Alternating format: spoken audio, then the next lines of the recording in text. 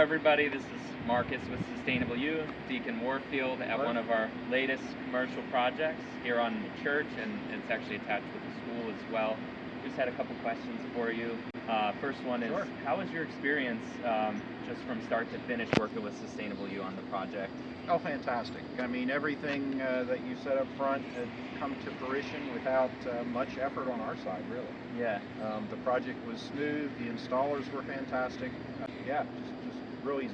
Yeah, wonderful. And at this point, you know, there's this amazing program through the Inflation Reduction Act where even nonprofits and churches can actually get a 30% tax credit as well. So we're in the process of helping the deacon to kind of navigate that after, you know, the install, and everything's been turned on about a week or so ago, or a couple weeks ago.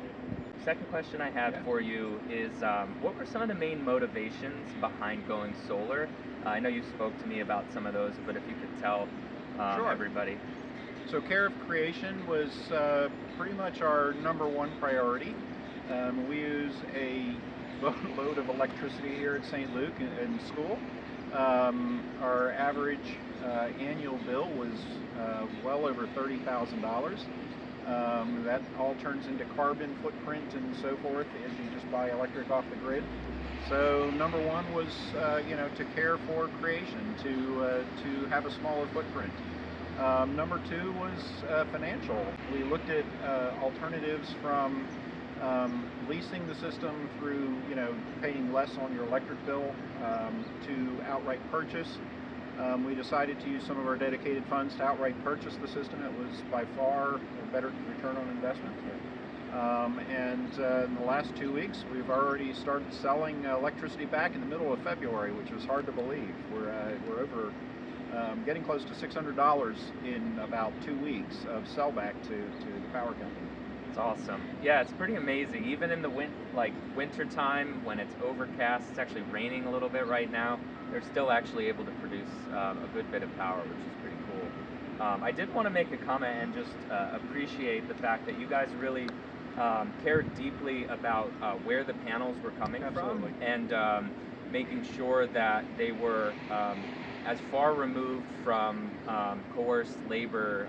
In China, there's a big issue with that. So we ended up actually going with REC panels, REC Alpha Series. They're really high quality panels, but they were actually willing to pay more specifically to ensure that, which I think is pretty rare, and something I appreciate. Yeah, our congregation was adamant about that we've got to be responsible not just for what we consume here and but the pollution overseas. We don't want to buy something here that overseas is allowed to pollute crazy, right? When they manufacture it, or is used coarse labor or so forth. That we're really responsible for everything, right?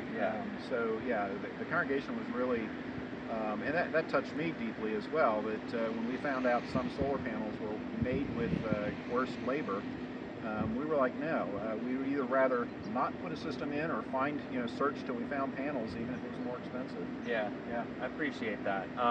One last question I had for you. What kind of advice would you have for other churches that are looking into solar, or other faith-based organizations? The first thing I would say is don't wait. The sooner you get it installed, the sooner that your footprint's smaller, that you're making energy. A lot of these funds now that we purchased this system will go to further our ministry in areas that we couldn't do before because we're paying less in electricity. So all the way around, it's a win. And now with the tax incentives that you can get, even for a nonprofit like a church, there's no reason to wait. Do it as soon as you can. Absolutely, and they actually have a retreat center further up in Maryland as well that they'll be doing a second solar project on. So we can't wait to get started on that. Yeah, thank you so much. Oh, you're welcome. Appreciate You're welcome. it. It's been a pleasure. Yes.